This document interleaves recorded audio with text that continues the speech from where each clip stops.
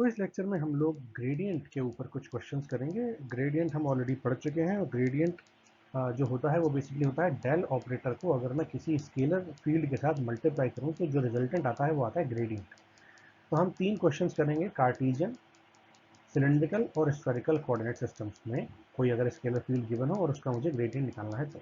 लेकिन क्वेश्चंस करने से पहले हमें उस ग्रेडियंट का फिजिकल सिग्निफिकेंस जो डेली लाइफ प्रैक्टिकल यूज़ है वो क्या है वो हमें पता होना चाहिए। तो सबसे पहले हम उसको डिस्कस करेंगे, उसके बाद हम लोग क्वेश्चंस करेंगे। तो आइए शुरू करते हैं। तो शुरू करते हैं फिजिकल सिग्निफिकेंस ऑफ ग्रेडियंट के साथ। ग्रेडियंट बेसिकली हम पढ़ चुके हैं कि ग्रेडियंट हमें क्या बताता है। ग्रेडियंट बताता है मैक्सिमम रेट ऑफ इंक्रीज या मैक्सिमम रेट ऑफ डिक्रीज। ये तो है डेल ऑपरेटर से पता लग जाएगा, है ना, डिफरेंशिएशन से पता लग जाएगा। लेकिन अगर मुझे उसकी डायरेक्शन में निकालनी हो कि किस डायरेक्शन में वो मैक्सिमम चेंज हो रहा है, इंक्रीज हो रहा है या डिक्रीज हो रहा है, तो वो मुझे बताएगा ग्रेडियंट। क्योंकि ग्रेडियंट एक वेक्टर क्वांटिटी है जिसमें मैग्नीट्यूड के साथ साथ वेक्टर भी होता है ना। फॉर एग्जाम्पल मुझसे कहा जाए कि मेरे पास दो अलग अलग सर्फेसेस हैं, है ना। सपोज कार्टेशियन कोऑर्डिनेट सिस्टम की बात करता हूँ मैं। ठीक, कार्टेशियन कोऑर्डिनेट सिस्टम में ये है एक्स, ये वाई और ये जेड था। ठीक है, सपोज मेरे पास एक सरफेस थी ये वाली, है ना। मैं एक्स जेड प्लेन में ले लेता हूँ, ठीक है। और एक सरफेस मैं ले लेता हूँ थोड़ी सी यहाँ पे, ठीक है, दूसरे कलर से ले लेते हैं। ठीक है, एक सरफेस मैं ले लेता हूँ ये,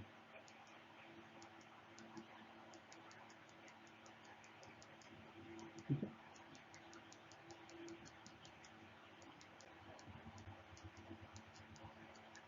और ये दोनों सरफेसेस में मेरी कोई भी वेक्टर फील्ड जो स्केलर फील्ड जो भी है ना, उसको हम v से रिप्रेजेंट करते हैं। सपोज फॉर एग्जांपल, तो अगर यहाँ पर v स्केलर फील्ड, ये जो स्केलर फील्ड है v, ये मेरी कांस्टेंट है। स्केलर फील्ड v कांस्टेंट इस पूरी सरफेस पर, तो यहाँ पे भी v मेरा कांस्टेंट होगा इस पूरी सरफेस पर, ठीक है। अब अगर मुझे इस सरफेस के किसी भी पॉइंट से इस सरफेस के किसी भी पॉइंट पे आना हो, है ना, सपोज इस पॉइंट से इस पॉइंट तक आना है, ये पॉइंट है मेरा ए, ये पॉइंट है मेरा बी, ठीक है। या इस पॉइंट ए से मुझे इस पॉइंट सी पर आना हो, ठीक है। या इस पॉइंट ए से इस पॉइंट डी तक आना हो, है ना। ऐसे कई सारे पॉइंट्स हो सकते हैं, लेकिन मुझे इस सरफेस पर ही आना है, ना, अलग अलग पॉइंट्स मैंने यहाँ पर मेंशन कर दिए।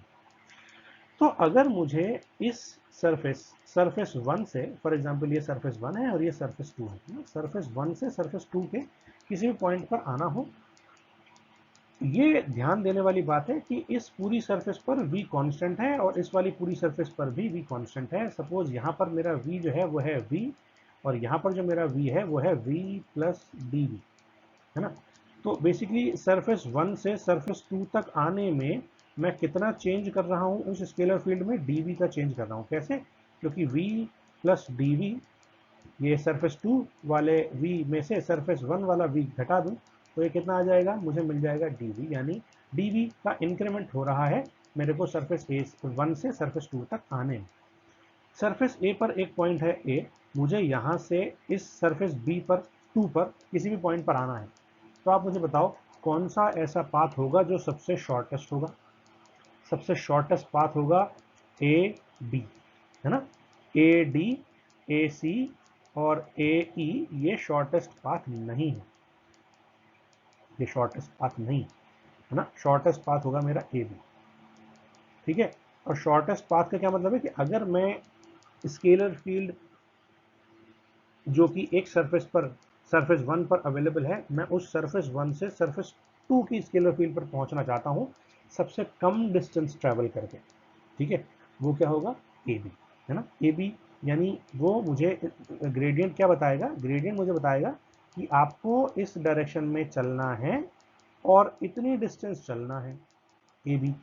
तो आप maximum increase of scalar field identify कर लोगे विद मिनिमम ट्रैवलिंग डिस्टेंस, ठीक है। सपोज आपको कोई भी एक पर्टिकुलर पॉइंट से कोई दूसरे पर्टिकुलर पॉइंट तक जाना है और आप चाहते हो कि आप सबसे कम डिस्टेंस ट्रैवल करके maximum change of that particular quantity identify कर पाओ, है ना। तो वो आपको ग्रेडियंट के थ्रू पता लग जाएगा। आप इस इमेज में देख सकते हो, अगर मैं यहाँ पर कोई फिजिकल क्वांटिटी जो है वो -4 है, सबसे कम है ना, ये देखो आप 0 है, ये -4 है, नीचे की तरफ मेरी ग्रेड ये वैल्यू कम हो रही है, ठीक। तो आप देखो, अगर मेरे को यहाँ से ये सबसे मिनिमम वैल्यू है, ये मैक्सिमम वैल्यू है ना, या ये मैक्सिमम वैल्यू है, ये सारी मैक्सिमम वैल्यूज़ हैं, ठीक है। ये आपको ऑलमोस्ट सेंटर पर 0 दे रखा है, आपको यहाँ तक आना है ना। तो लॉजिकली आप क्या करोगे, आप अल्टीमेटली ये डिस्टेंस ट्रैवल करना चाहोगे। तो अगर आपने ये डिस्टेंस ट्रैवल करी तो आप देखोगे ये वाली डिस्टेंस मेरी मिनिमम डिस्टेंस होगी, और उस मिनिमम डिस्टेंस के साथ मेरा मैक्सिमम चेंज होगा। मैक्सिमम चेंज क्यों? क्योंकि यहाँ पर इसकी वैल्यू मैक्सिमम है, यहाँ पर इसकी वैल्यू मिनिमम है, ठीक है। सिमिलरली आप किसी भी पॉइंट पर यहाँ पर भी आ सकते हो, यहाँ पे भी आ सकते हो, या इस इंटरमीडिएट किसी भी पॉइंट पर आप आ सकते हो। फॉर एग्जाम्पल आप यहाँ आना है तो आपको एक डायरेक्ट लाइन यहाँ पर खींचनी पड़ेगी, तो यहाँ तक पहुँचने में आपको इस पर्टिकुलर पॉइंट से मैक्सिमम इंक्रीमेंट उस पर्टिकुलर फील्ड का मिल जाएगा, ठीक है। अब हम करते हैं question. Question number 1। Question number 1 में आपको ग्रेडियंट निकालना है, और ये कार्टेशियन कोऑर्डिनेट सिस्टम में गिवन है ना। कार्टेशियन कोऑर्डिनेट सिस्टम में ग्रेडियंट निकालने का एक्सप्रेशन मैं ये ऑलरेडी जानता हूँ कि क्या होता है। Simple partial derivative with respect to x, और उसकी मल्टीप्लाई कर दो उस एक्स डायरेक्शन के यूनिट वेक्टर के साथ, ऐसे ही वाई के साथ, ऐसे ही जेड के साथ, और उन तीनों को ऐड कर दो तो आपको क्या मिल जाएगा, ग्रेडियंट मिल जाएगा। सबसे पहले अगर मुझे इसको सॉल्व करना है तो मुझे ये तीनों ही क्वांटिटीज निकालनी पड़ेंगी। तो ये तीनों क्वांटिटीज निकालने के लिए हम देखते हैं del v by del x क्या होगा। Del v by del x होगा इस वेक्टर फील्ड, इस स्केलर फील्ड वी का पार्शियल डेरिवेटिव है ना। तो 4 इंटू एक्स का 1 इंटू जेड स्क्वायर, ये कॉन्स्टेंट है क्योंकि हम एक्स के रेस्पेक्ट में डिफ्रेंशिएट कर रहे हैं, प्लस दूसरे वाले में एक्स है ही नहीं, तो ये क्या हो जाएगा, 0 हो जाएगा। तो simply 3 into 0, that means this will B 4z square. अगर मैं पार्शियल डेरिवेटिव निकालूं विद रिस्पेक्ट टू y, तो ये क्या होगा, ये हो जाएगा 4 इंटू 0, क्योंकि यहाँ पर y है ही नहीं, प्लस 3 इंटू 1 इंटू जेड, ठीक है। ये हो जाएगा मेरा कितना, ये हो जाएगा 3z। और अगर मैं पार्शियल डेरिवेटिव निकालूं विद रिस्पेक्ट टू z, तो ये क्या हो जाएगा, this will be 4 into x into 2z, क्योंकि जेड स्क्वायर का डेरिवेटिव कितना होगा, 2z, plus 3 into y into z का हो जाएगा 1। तो ये मेरे को मिलेगा 8xz प्लस 3y। और अगर मैं इन तीनों को इस एक्सप्रेशन के अंदर रख दूं तो मेरा जो डेल वी है वो कितना आ जाएगा, वो आ जाएगा 4z square a x cap plus 3z a y cap plus 8xz plus 3y a z cap. और ये मेरा इस स्केलर फील्ड का v का क्या हो जाएगा, ग्रेडियंट हो जाएगा, किसमें, कार्टेशियन कोऑर्डिनेट सिस्टम में, ठीक है। अब क्वेश्चन टू में आपको स्केलर फील्ड दे रखी है सिलेंड्रिकल कोऑर्डिनेट सिस्टम में, और सिलेंड्रिकल कोऑर्डिनेट सिस्टम में ग्रेडियंट निकालने का फॉर्मूला होता है ये del v by del rho a rho cap plus 1 by rho del v by del phi a phi cap plus del v by del z a z cap. ये हमें 1 by रो इसलिए आता है क्योंकि यहाँ पर फाई जो है वो एंगुलर डिस्टेंस है ना, और एंगुलर डिस्टेंस के साथ हम यहाँ पर हमेशा उस रेडियस की वैल्यू को डिवाइड करके चलते हैं। तो यहाँ पर मुझे क्या निकालना है, del v by del rho, del v by del phi, del v by del z, और ये तीनों वैल्यूज किसकी निकालनी है, इस वी की निकालनी है। और फिर मुझे इस एक्सप्रेशन के अंदर ये सारी वैल्यूज पुट कर देनी है। सबसे पहले निकालते हैं del v by del rho. Del v by del rho क्या होगा, वी का partial derivative with respect to rho, तो 2 इंटू 1 इंटू आगे सब कुछ जो भी है वो कांस्टेंट है क्योंकि ये रो का फंक्शन है ही नहीं, ठीक है। तो ये आ जाएगा आपका 2z स्क्वायर प्लस 1 कॉस 5 है ना, 2z square plus 1 cos 5 partial derivative with respect to rho. अब मैं फाई के रिस्पेक्ट में निकाल लेता हूँ, तो मुझे फाई के रिस्पेक्ट में डिफ्रेंशिएट करना पड़ेगा। 2 rho z square plus 1 constant है, और कॉस फाई का डिफ्रेंशिएशन कितना होगा, माइनस का साइन फाई, तो ये आ जाएगा माइनस का 2 rho z square plus 1 sine phi. और अगर मैं तीसरा पार्ट देखूँ तो वो है del v by del z, और del v by del z कितना होगा, ये हो जाएगा 2 रो है ना जेड स्क्वायर प्लस 1 मतलब यहाँ पर आ जाएगा 2z प्लस 0, है ना, और cos phi as it is रहेगा, मतलब ये आ जाएगा 4 रो z कॉस फाई।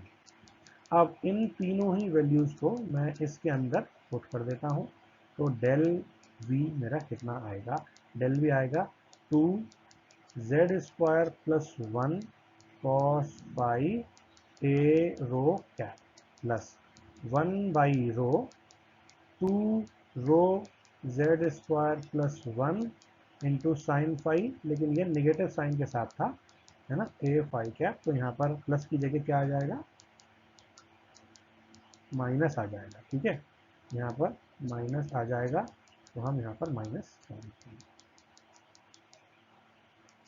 ठीक है, और तीसरा पैरामीटर क्या था, तीसरा पैरामीटर था आपका सेम 4 रो जेड कॉस फाई, और वेक्टर क्या था, unit vector A z cap. ये मेरा इस स्केलर फील्ड v जो कि सिलेंड्रिकल कोऑर्डिनेट सिस्टम में गिवन थी, उसका मैंने क्या निकाल लिया, ग्रेडियंट निकाल लिया सिलेंड्रिकल कोऑर्डिनेट सिस्टम में। ठीक है, अब हम क्वेश्चन 3 जो कि स्केलर फील्ड गिवन है सिलेंड्रिकल स्फेरिकल कोऑर्डिनेट सिस्टम में, तो स्फेरिकल कोऑर्डिनेट सिस्टम में ग्रेडियंट निकालने का एक्सप्रेशन होता है ये, है ना। तो हमें यहाँ पर क्या निकालना है, partial derivative with respect to r, with respect to theta और विद रिस्पेक्ट टू फाई, किसका, इस वाली वेक्टर स्केलर फील्ड v का, और फिर मैं वो तीनों चीज़ें इस एक्सप्रेशन में रख दूंगा तो मेरा ग्रेडियंट आ जाएगा, है ना। तो del v by del r क्या होगा, 2r cos theta cos phi. ठीक है, आर स्क्वायर का 2r और cos theta cos phi same. ठीक है, del v by del theta अगर मुझे निकालना हो तो वो क्या होगा, that will be r square into cos theta का डिफ्रेंशिएशन माइनस का साइन थीटा, और cos phi as it is same रहेगा, और del v by del phi अगर मुझे निकालना हो तो वो क्या होगा, वो होगा आर स्क्वायर, कॉस थीटा ऐसे ही रहेगा, कॉस थीटा ऐसे ही रहेगा, और कॉस फाई का हो जाएगा माइनस का साइन फाई। ठीक है, ये तीनों वैल्यूज आ गई, और ये तीनों वैल्यूज मुझे इन एक्सप्रेशन के अंदर रख देनी है। तो डेल वी मेरा क्या आ जाएगा, डेल वी आ जाएगा 2r cos theta cos phi a r cap minus 1 upon r into r square sine theta cos phi a theta cap minus 1 upon r sine theta into r square cos theta sine phi a phi cap. ठीक है, are से एक are काट दो और एक are इस वाले से ये काट दो। ठीक है, कॉस अपॉन साइन ये हो जाएगा कॉट थीटा। ठीक है, और इसको थोड़ा सिंप्लीफाई करके आप आंसर के फॉर्म में लिख सकते हो। ये आपका क्या आ जाएगा एक्सप्रेशन, ये आपका एक्सप्रेशन आ जाएगा स्फेरिकल कोऑर्डिनेट सिस्टम में एक पर्टिकुलर स्केलर फील्ड v ये जो गिवन है इसका ग्रेडियंट। ठीक है, ओके।